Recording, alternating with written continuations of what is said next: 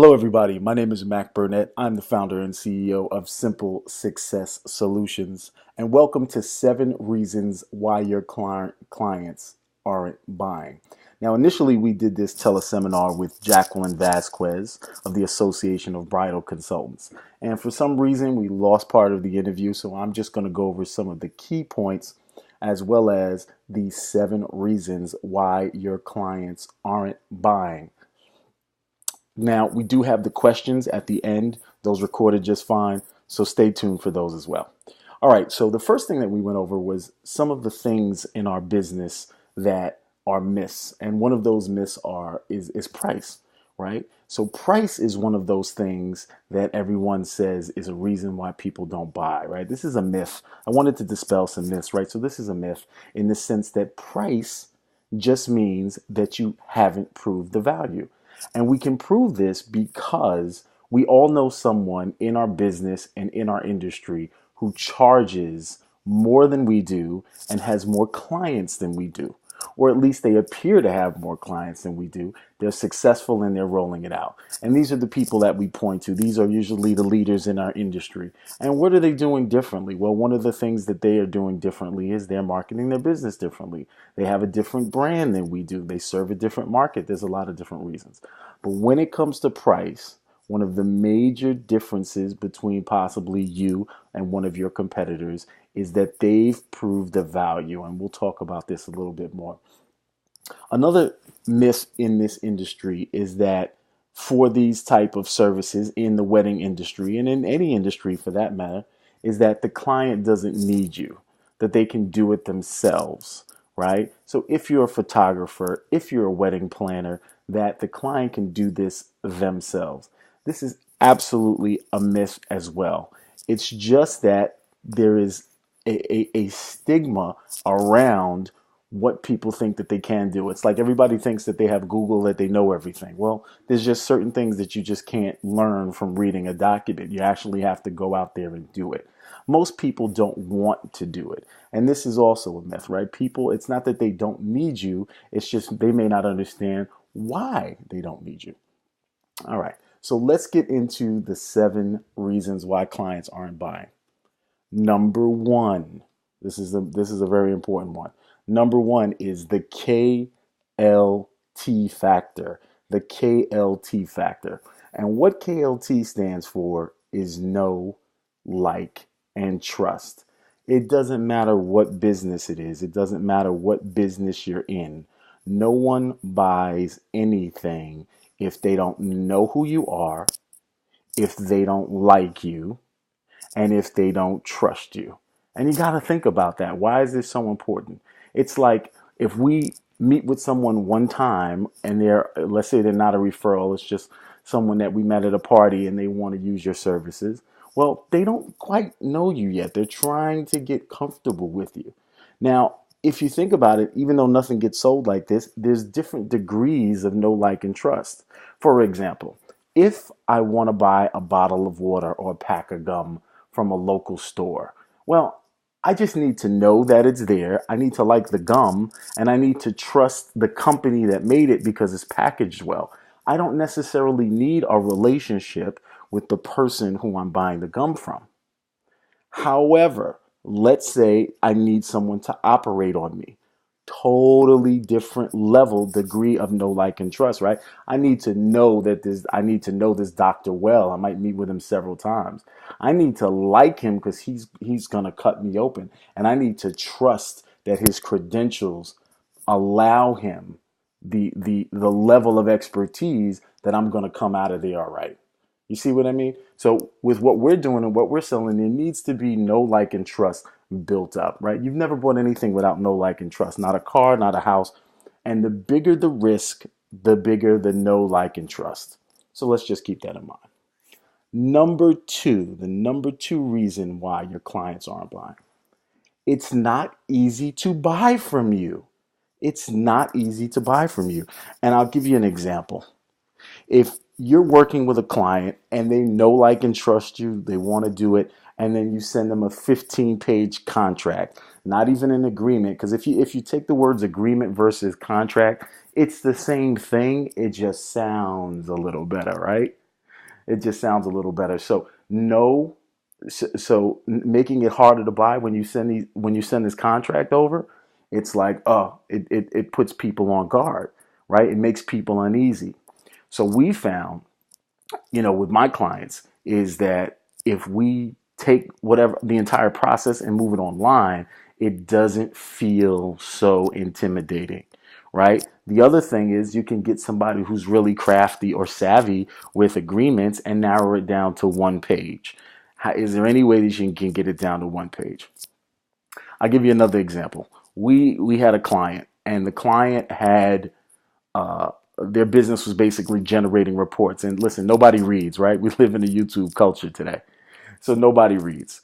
So what we found out is we were sending over these printed reports and nobody was reading them. The client, that's what they were getting paid for, these reports and the work that they did. So what we found out was if I took those reports and we scaled them down to bullet points and we sat it down on the computer and my client just read them into a webcam on his computer, and we recorded these short little videos that were less than 10 minutes. And once a month, we emailed these to the client. They would watch the videos, and it was amazing. Here's what happened. Here's what happened. The checks started coming in 20% faster, and the complaints went down 75%. You can't beat that with a stick. It was the same information, it was just put in a different package. So simply put, you want to be easy to buy from. You want to take credit cards. You want to take credit cards. There are great simple little tools like Square, right? These tools, there's no monthly fee and you can take credit cards. You want to make sure you have a payment plan. You want to make sure people are comfortable buying from you. Okay, number 3. Let's get into number 3. Number 3, you didn't necessarily identify the buyer. This one is huge.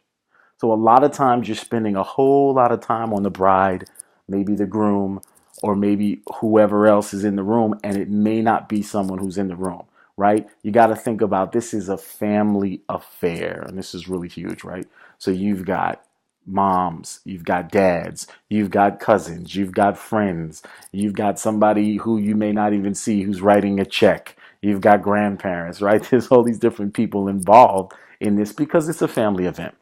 So you need to make sure you identify the buyer. Here's a great tip on how you can identify the buyer, as well as add more value to your entire process. Have a mock wedding. So instead of having somebody come in for a consultation, do a mock wedding and have everybody come down and walk them through each step in the process of what you would do for them at the service. And make it like a little party. Have refreshments, have cupcakes, maybe, whatever it is, to show them the kind of person that you are, the kind of service that you provide, and at each step, the value that you're going to do. But your main thing in that process is you want to identify the buyer and see what their concerns are and make sure you address them. Number 4, you didn't follow up enough. How many times did you follow up? A lot of people don't know. 7 times. 7 times is the average that people need to see an ad before they respond to it. And with so much clutter going on, you got the internet, you got radio, satellite radio, you got mobile phones. That number is going up to like 10 and 12 times before people see your ad and see your message, right? So you got to keep following up. You got to keep sending a message to them. But here's the thing, you don't want to be annoying, right? You don't want to be a nuisance. And the way to not do that is be consultative, meaning be a friend, be someone who contributes. So call them, email them, and send them information, even if they don't hire you. I can't tell you how many times my clients have done this process where they just said, oh, you know what, I'm really not interested. And then they kept communicating with the person. And then at some point, the person says, you know what, I really don't want to do this myself. I'd like you to come in anyway. And then they hire them for the job. So you want to make sure that you keep following up. You want to make sure that you have a database to help you track all of this stuff. Ideally, you want to have a CRM, a customer relationship management system, to keep all this data in. And if you don't want to pay for one, guess what? You can use a spreadsheet to do it. It's perfectly fine. You also want to make sure that you're tracking their actual event date. You want to make sure you're tracking the date. That's another way to know how you're doing in terms of your communication to your buyer. Okay, number five. Number five. This one is important. You didn't overcome the objections. You didn't overcome the objections. There were objections that they have, and you didn't overcome them. You got to think about it like this. Think about, maybe you're married right now. Maybe you have a boyfriend. Maybe not. But we've all been on a first date. And on that first date, what are we looking for? We're looking for the no. We're looking for the trouble signs. We're looking for what's wrong. People look for the no. They look for what's wrong. They don't necessarily look for what's right. And you need to make sure you're overcoming the objections that they have. Now, this takes a little practice and this takes a little time. But if somebody doesn't buy, you can say great things like, and this is a good close too, by the way. You can say things like this. What could I do to earn your business today? Or what could I have done if you don't win it? What could I have done to earn your business? People will tell you. People will say, well, I think that your price is a little high. I think that, we're getting a better package over here. We think that whatever else it is. We think that, we want to do it in another state, whatever it is. But at least now you have the information. So when you meet with the next person, you'll be well informed. It's okay to survey people and see what it is and find out what their objections are. And that will make you better prepared for the next time that you go and meet with a client or a potential client. So number six, you haven't proved the value for your product or service. You have not proved the value, right? So what's the real value of it? So for example, let's take you being a wedding planner, okay? If someone thinks that they can do it themselves, well, maybe they don't know the value that you provide. And what's the value of you versus using someone else? Well, I know from some of my clients who are wedding planners, the value is that you can save a ton of money.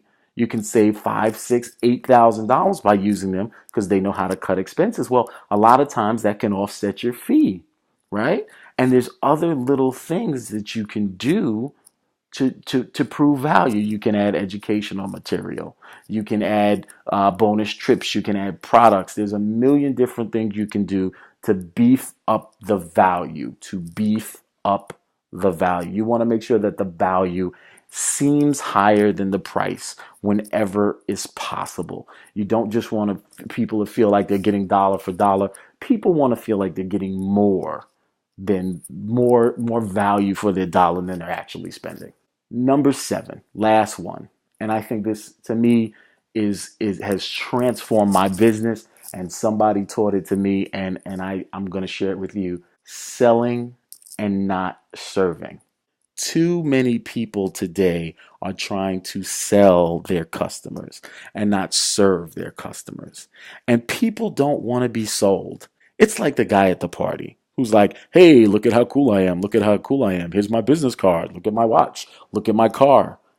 Does anybody want to hang out with this guy? I know I don't. So that's not the guy that you want to be or the girl that you want to be.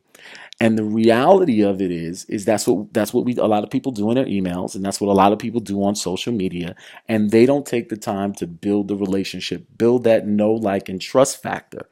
So what I highly recommend is that you stop selling and start serving. And that goes back to following up with people. So if you're serving people and you're like, hey, a customer turns you down and you see an article that pertains it and you can email it to them. Or, somebody was asking you about a song and you find it and you send them the MP3 file, or you send them a link to some place that they can download it and say, listen, I know you didn't hire me, but or I know we're not going to work together, but I thought this would be valuable for you and I just wanted to share. Now, that doesn't mean that you should give away the farm. I don't want you to work for free. I want you to get as close to or more than what you're actually asking. I want you to get your value and then some. You should get paid for your work. At the same time, it is really okay to help people reach their goals. It's totally acceptable to do that. So if you start serving your customers and you stop selling them, I promise you will see a major difference in your business. And what you'll also see is people will recommend you even in the event they don't hire you. Ultimately, ultimately, they will recommend you. Hey, I'm Mac Burnett from Simple Success Solutions. Let's get into those questions. So, Jackie, you're up first. What's your question? Well, first of all, I just want to thank you for all of that information. But the information with regards to the selling, not serving, that really hits home, because that's one of the things that, we're in the service industry, and sometimes we forget that we can't think too much about the selling, but it's a service. So how do you get a balance? How do you find that balance? Right. So, and people always ask me this, because what I'm not telling you to, cut off your arm, and hand it over to your customer for free. I'm not saying doing that. Right. So there is a balance, right? The balance is to figure out what the problems that people have in phases and serve those problems. So, for example, I'll give you an example. If I ask you to tell me the top 10 problems that your clients have, you could tell me. If I said, what's the top 10 problems you solve for your client, or when you're on an engagement, what they are? Well, they need to pick a place, they need to do this, they need to do that, they need to do that. Okay. If the first one is pick a place, what are the criteria that you use to pick a place, and how do you figure that out? Well, I do this, I do this, I do this, I do that. Okay, what's the second thing? I do this, I do this, I do that. Okay, great. So if you create a piece of material, an ebook, a video on YouTube, or whatever it is, and you say, listen, here are the 7 criteria. Here's the 5. I like 7. Clearly, I like 7. But here's the 5 criteria that I use, 11 steps I use to pick a catering hall. Mm-hmm. Okay, and you make a YouTube video, you type it up, whatever it is, and you meet somebody, and you send that to them. And you say, listen, I know you work in a place here. Check this out. I said, just, and you're serving that problem. You're serving that problem. That doesn't take away from the fact of if they have you do it, because at some point they're going to want you to do it. Right? So let's take my business. I'll take my business. All of my clients, all businesses have one of the same 3 problems. My company is called Simple Success Solutions. What I put all my clients through is called the S3 system. I'll tell you what it is: S1, S2, and S3. Every business goes from start to the top and then back to the bottom. Think of it like a bell curve. Mm-hmm. S1 is setup and structure. I'm trying to get started. I don't know what to call my business, my website, my logo. What should I charge? Pricing. That's S1. That's the first problem everybody has, is getting started. Or I'm started, but the structure isn't right. People, I'm not set up properly to buy. S2, I'm all set up to buy. I got it right. I don't have any customers. I don't have any clients. S2 is sales and marketing. That's the second problem. Okay, we need customers. Sales and marketing. S2. Okay, I bring lots and lots of customers in the door. I'm working 7 days a week. I don't see my kids. I'm making money, but it's not efficient. I don't have any time. S3 is systems and automation. So my entire business model is based around the service of my clients' problems. Mm. Because you're in one of those phases. One of those is true, and then you can go back to the first one. Or customers can stop coming in the door, or whatever it is. Those are the 3 problems that I work on, and everybody has one of those 3 problems. Okay. Thank you so much. Anyone else have any questions? Right. So if you guys have a question, hit 5 star, and you should raise a hand here. You guys should just open it up. Oh, there's one. All right, 7707. I'm going to unmute you. Who am I talking to? How are you today? Hi. Is this Mark? It's Mac. How are you? Yes. Mac? Hi. This is Joyce Reese. How are you? Okay. I'm part of Jackie's group, and I'm looking forward to meeting you in the city when I come to the class because I did sign up for it already. Good. Okay. So now I was listening to everything you said, and that seems to be me all over. I have been trying to get my business off the ground for a few years now. Okay. So I think when you was explaining to Jackie just now about 1, 2, and 3, yep. I think after the way you explained it that number 2 is probably where my problems are. Is the marketing of the business. And then I do have a problem overcoming the objection. Okay. So, yeah, go ahead.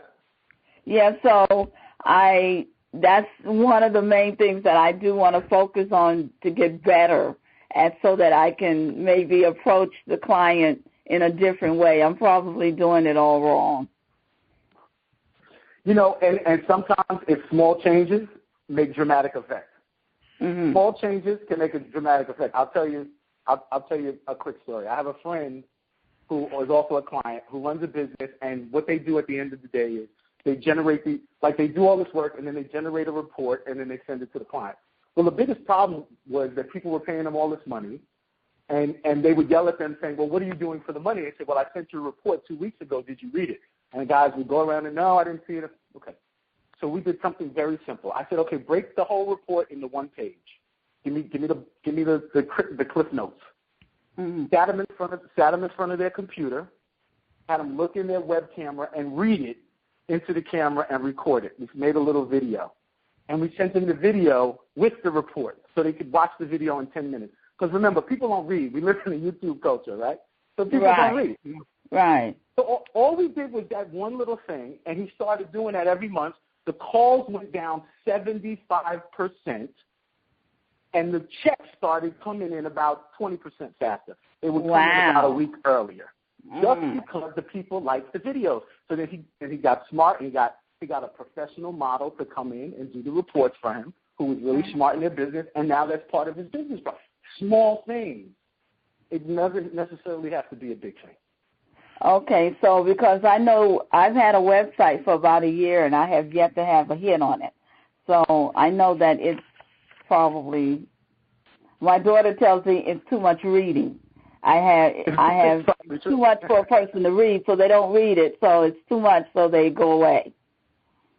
It could be true, but one of the things I show my clients is how to take their website and make it a cash machine. If you have a website and it's just sitting there, it's like if you put a brochure in the middle of the biggest shopping mall and sat it, on the information desk. Do you think you're going to get a client like that? No. No, not like that. Right? No, right? So think about how many websites are there? There's billions of websites. There's billions. How is your website going to get found? Right? So I show people how to get in front of the eyeballs that they need to get in front of, as well as, you know what? You got to advertise, guys. You got to spend money to make money. And it doesn't, we live in a world where it doesn't have to be expensive. It used to be you needed hundreds of thousands of dollars to advertise. You can advertise with $5 a day. Okay. Wow. Awesome. So I look forward to seeing you at the event, and I thank you for your question. Yeah, I look forward to. Thank you. Joyce. You're welcome. Yes. Looking forward to it. Hi, Jackie. Okay. Hi. See you in a couple weeks. All right. See you. Okay. Bye. Or do we hang up or do we stay on? No. Stay on. We'll see if anybody. Oh, okay. Okay. Any other questions? Anybody have any questions? If you have a question about your business, about your marketing, about whatever it is, try 5 star. Okay, 5924. I'm gonna bring you on. Hey, say your name and where you're from. Okay. Hi, I'm Elizabeth Esterling. I'm in Jackie's class. I was in Jackie's class in May last spring. My question is, I don't know how to pick my target group. I keep hearing target group, who are you going to target? And I have a difficult time trying to figure out who am I going to target with my business. That's a great question. So when I ask people who they want to, I have a whole exercise. I can't do it. It's hard for me to do it over the phone, but I have a whole exercise where I draw circles and I show people the easy way how to target. If you come to the event and pull me aside, I'll do it for you real quick. But it's another thing, But just really quickly, I don't want to not answer your question. So we all have backgrounds. We all come from somewhere. None of us come from nowhere. Okay, even if you say I came from nowhere, right? No, you come from somewhere, and you have a background, and you have things that you've done. So, for example, I met with a client who on Thursday, and she was like, well, I don't know what I want to do next, and I've got all these skills. And I said, what are you doing? She says, well, I write, but I do Facebook pages, and I do websites, and she's doing 25 different things, right? And she says, well, I don't know who to target. Very similar problem. So I said to her, well, and then she kept telling me whenever she made money, she was writing. And she's a brilliant writer. I've read her stuff. She writes all these ebooks and all this stuff. So she's really a good writer. So she's doing 20 different things. And then she says, well, when I write, and I just kept listening, I was being an active listener. And she kept telling me when she writes for corporate audiences, she makes money. I said, okay, great. I know what she needs to do. She needs to write for corporate audiences. So I use the example of Michael Phelps, who's the Olympic swimmer who won 8 gold medals. We had to do this part first. And I said, what does Michael Phelps do? And she says, he swims. I said, that's right. When he was training, he would swim. He would get up at 6 o'clock in the morning, and he would swim until 11 p.m. at night. He would swim. And then he would get up, and he would swim again, and then he'd swim some more. And I said, what are you doing? I said, are you swimming? Or are you doing 25 other things? And she says, like, well, she goes, yeah, I'm not just swimming. I'm doing this as 26 things. I said, great. So I said, who have you worked? So first she realized I need to write. Great. So we had to focus. Then the second thing was the target. I said, who have you worked for in the past? Where were you the most successful and the most profitable before? That's where you want to start looking. So it turns out she had been doing some stuff in engineering, and she had been doing stuff with pets and some other stuff. So it actually turned out a good market for her were corporations that focused around animals. And now she's just focused on that, writing for that group. Now, yours is probably a little different. We probably have to work on it. If we have enough time and we can get enough people in the hot seats, we'll go over some stuff. But totally possible to figure that out. So who you should target, you want to start with your historical reference, who you've targeted in the past and who you've made money. But that may mean you have to say no to some things. You may have to say no to things that you're not good at, but you don't want to turn down opportunities at the same. So it's on a case-by-case scenario with that. So, all right. I hope we got started on that question. I know I didn't answer it fully, but we'll get more into that. Okay, thank you. That's a start. That's a start, right? Okay, great. Yeah. Thank you so much. Thank you for your question. I do have a quick question. Oh, yeah, sure. Go ahead, so for new people that are starting out, going back to your KLT factor, sure. The no, how do you develop that no if you're just starting out and you have no clients or you're working on putting your business together and everything like that, but how do you develop that no? And I know the time frame is different for everyone, but what would you recommend on that? You mean how do we get to the yes, or how do we identify what the no's are? How do they identify the no and put it out there for people to start contacting them and starting to know who they are and like them and trust them? Good question. So here's the deal. If you're just getting started, the probability is you were doing this with somebody else, you were doing this for somebody else, or you saw somebody else doing it and you said, I want to do that. Right? Right. So most of us didn't just wake up in the morning and was like, I want to be a CPA. Like, it doesn't happen like that, right? Sometimes, but it doesn't always happen like that. So the thing is that there's somebody, so I'm going to tell you guys a quick shortcut to this. I always recommend you seek a professional's guidance when you're first getting started. Now, some of that may be cost prohibitive, but here's the thing. Everybody loves talking about themselves. I don't care who it is. I don't care if it's Oprah or if it's the guy that owns the bodega on the corner. Doesn't matter. So what I recommend is there's something called an informational interview. Interview these people. But write some questions. So I wanted to meet the guy who started Craigslist. Well, I got on a call with him, and I said, listen, could I interview? I teach at NYU. So I said, listen, I teach at NYU. Could I interview you for my students?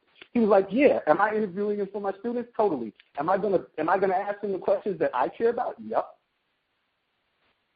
Totally. Am I gonna take that interview and use it in other ways? Yep. Because it's important to me. So you can do informational interviews with people. You can get a coach. You can find somebody else. Listen, the number one thing that I see businesses not doing, especially when they're first getting started, is spending money on personal and professional development. Everybody thinks because they got Google, they don't need help. Mm-hmm. And let me tell you something.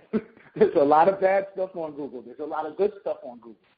But that's very different than people who do this for a living, who educate this for a living, or who can help mentor you. And that's another thing, finding a mentor. Finding and joining organizations. You should definitely be a member. For example, if I'm just getting started, I should absolutely join this organization. I should join ABC. It's the first thing I'm going to do is join the organization. Because there's information that you have that I don't have because I'm just getting started. And you can go into a group of women and ask them those questions. That's great. Women and men. Sorry, women and men, yes. I'm always assuming that the wedding planners are women. I'm sorry, that's so wrong. It's terrible. Sorry, guys. Okay, so where were we at? Any other questions? Yeah, there's a bunch of them. Okay, so we have 2039. I'm trying to watch the clock. Let's see, 2039. Hi. Hi, my name is Avro Hernandez. Hi. And I am new. I'm new to the wedding industry, but not new to event planning. And my question is, I've heard you mentioned about target marketing and for as little as $5, and that sort of stirred my memory to Facebook. Was that what you were talking about in particular? And if so, I've heard all sorts of stuff about marketing on Facebook. Does it really work? Do they have, people that are fake people that would give you fake likes and, things of that nature? Do tell me in terms of your experience, proven experience on what exactly would be the route to take with regards to targeting your audience on Facebook for the live. Absolutely. So you asked me a whole bunch of questions, so I'll get all of those points. Yes. So the first question is yes, Facebook was one of the things that I was thinking about. But guess what? There is someone who has a blog about weddings or a YouTube channel about weddings who you can pay them to send you leads. You can pay them to be on. There's a million different places that's not Facebook or Google. But both of those, like Facebook is $5 a day, Google is $10 a day. Now, does all of it work? Yes, it all works if you know how to make it work for your business. And the biggest problem that I have with most of these companies that are out here selling you advertising is they're just selling you advertising. So it doesn't matter if it's Facebook or a company that tells you how to buy Facebook or don't buy fake likes from anybody, guys. It screws up your metrics, and they're not real people. You only want to talk to real people. Okay? Now, let's talk about Facebook for a second. What's the right way to target on Facebook? The right way to target on Facebook really depends on your business, and I don't know much about your business, so I'm just kind of freestyling. But the thing about it is Facebook. Facebook is what we call active advertising. It's passive advertising versus Google being active. Meaning when I'm on Google, I'm looking for something. I'm searching for something. I'm trying to find it. right? I'm trying to find red shoes in New York, right, in the zip code. Okay, versus on Facebook, what am I doing? I'm chillaxing. I'm hanging out. I'm watching a dog video from my cousin. I'm not thinking about buying stuff. But Facebook has phenomenal targeting. They have phenomenal targeting. So you can find soccer moms in North Dakota that like ice fishing and Jay-Z. Like you could find those moms, right? So the thing about it is you can find brides, people who are interested in weddings but not, or who have gotten engaged in the past. But the biggest problem is not the advertising, it's the strategy. Remember we talked about building up that know, like, and trust factor? You can't put an ad straight to a button that says, give me $1,000. It just doesn't work that way. So you need to have a strategic way of what am I advertising, right? What am I advertising? What am I promoting? And that's where you guys need help. And that's usually where we come into, like we said, S2, sales and marketing. Like what's the process for my business? Who is my client, right? Identifying that target and going after them and putting them through a process, building that value, capturing their information into my database, talking to them over a period of time, getting in front of more people. I had a client last year in the wedding industry. We introduced Facebook ads, spent $175. It's a true story. $175, got $6,000 back in sales. True story. But it didn't start like that. We've had to spend months and months and months setting up to be able to sell like that, right? So now every 3 months we just do a promotion and it generates some business. And it doesn't always work. Sometimes I do it and it tanks. So it's about learning the process, of how your people buy. So Facebook's a great venue, it's a great vehicle, but you got to figure out a way to make it work. Awesome. Gotcha. Thank you. Thank you. All right, so we'll take one more. 0761. Hello?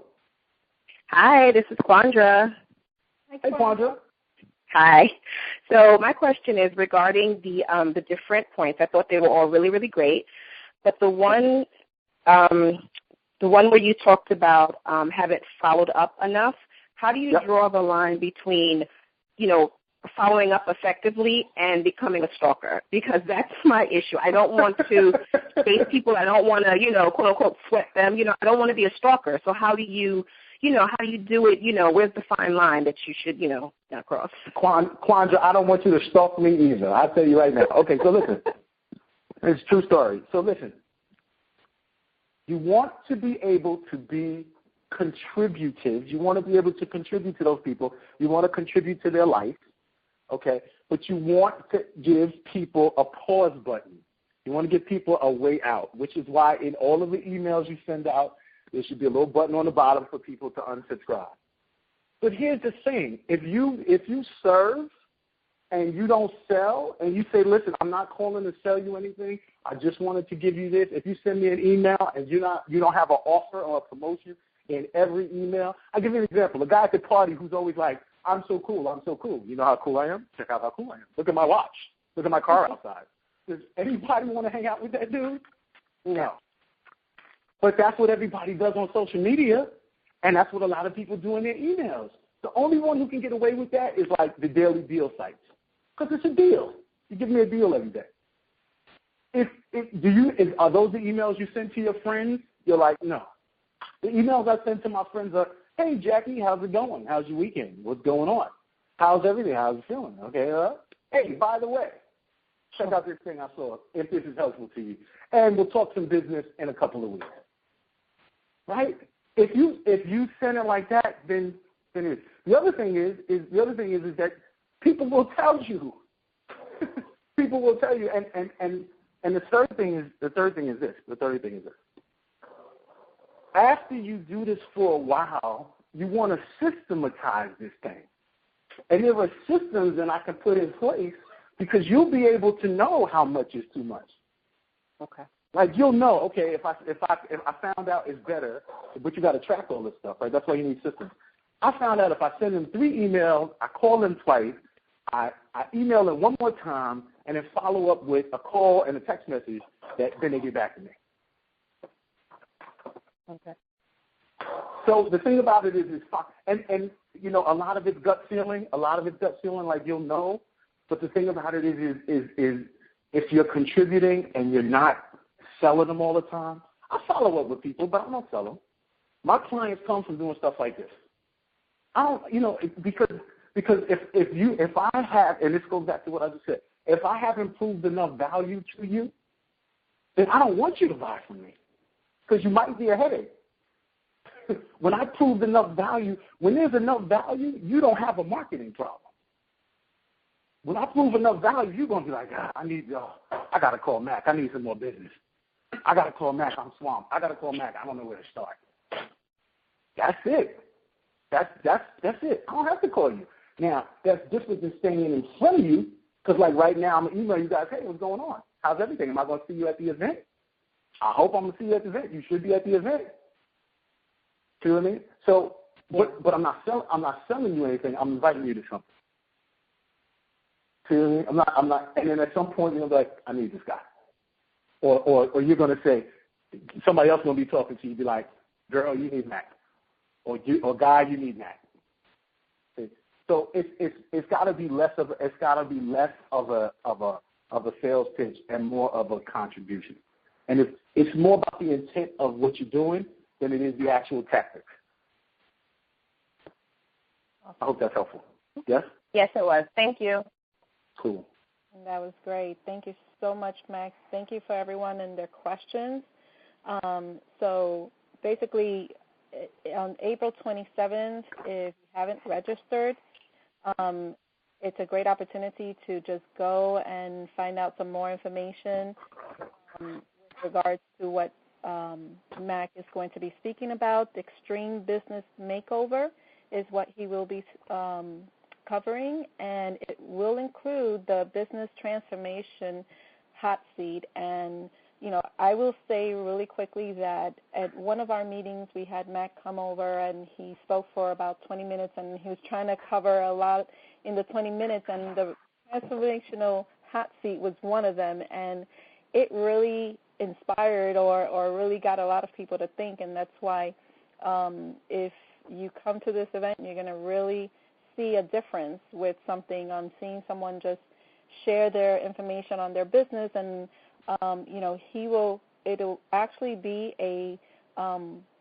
coach session right there live, so that not only it'll help that business owner, but it'll also be used as a tool to teach everyone else that's there to learn.